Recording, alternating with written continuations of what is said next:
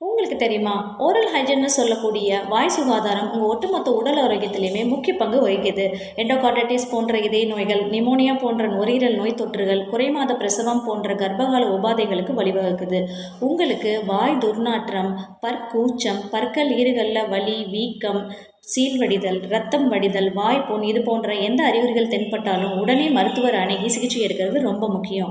உங்கள் ஓரல் ஹைஜீனுக்கு ஒரு simple tip: கொய்யா இலைகளை காய வச்சு கல்லுப்பு சேர்த்து அதோட அரைச்சு உங்கள் பற்பொடியாக பயன்படுத்தலாம். கொய்யா இலைகளோட மிளகு, கிராம்பு, கல்லுப்பு சேர்த்து தண்ணீரில் கொதிக்க வச்சுட்டு இந்த நீரை வடிகட்டி உங்கள் மவுத் வாஷாக யூஸ் பண்ணலாம். இதில் கொய்யா இலையில் இருக்கக்கூடிய anti bacterial, anti inflammatory properties உங்கள் ஓரல் அண்ட் டென்டல் ஹெல்த்துக்கு ரொம்ப ஹெல்ப் பண்ணும்.